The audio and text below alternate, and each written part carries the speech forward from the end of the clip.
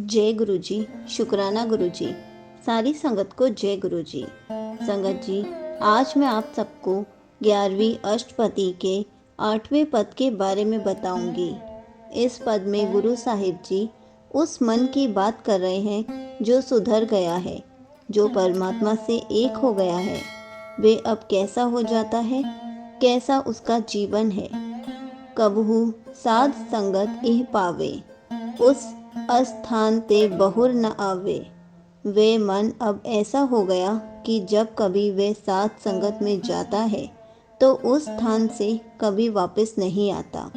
संगत जी, इस वक्त हम सबका मन है हम सत्संग में जाएं तो मन एक पल में कहीं ना कहीं पहुंच जाता है, वहाँ रुकता ही नहीं है। पर जो रब से जुड़ा है वे मन बिल्कुल भी सत्संग से हिलता नहीं, वे जहाँ है वहीं रहता है। यही तो हमें चाहिए कि मन कथा सुन रहा है तो कथा सुन रहा है और कुछ नहीं कर रहा। पर मन इस तरीके का कैसे हुआ, इसका इस तरीके का स्वभाव कैसे बना। अंतर होए ज्ञान प्रगास, उस स्थान का नहीं विनाश। ऐसा तब हुआ जब मन में परमात्मा के ज्ञान का प्रकाश हो गया। जब मन में से अज्ञानता चली गई तो वहाँ केवल परमात्मा ही बचा, केवल उसके गुण ही बचे जो कि आनंद का सागर है। अब मन ऐसा मंदिर बन गया है जिसका कभी नाश नहीं होता। भाव, अब मन इतना बलवान हो गया है कि अब इसे कोई गिरा नहीं सकता, हिला नहीं सकता, इसको कोई मिटा नहीं सकता। मन तन नाम रते इक रंग, सदा बसे पार ब्रह्म के संग। और ऐसे जितने भी मन हैं, जिनके मन तन प्रभु के प्रेम में रंगे हुए हैं, जो उसके नाम से जुड़े हैं, वे सदा परमात्मा के संग बसते हैं। उन्हें परमात्मा का प्रेम मिलता है, संग मिलता है। कहने का भाव कि मन को उसका ठिकाना मिल जाता है, जो उद्देश्य लेकर चला था वो पूरा हो जाता है।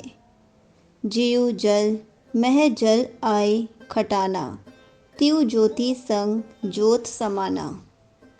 ऐसा मन तो परमात्मा के साथ मिलकर ऐसे एक हो जाता है जैसे पानी में मिलकर पानी एक हो जाता है, जैसे ज्योति से मिलकर ज्योति एक हो जाती है। ऐसे ही मन भी खुद को रब से मिला लेता है, जो परमात्मा की राह पर चलता है, जो खुद को उसमें समर्पित कर देता है।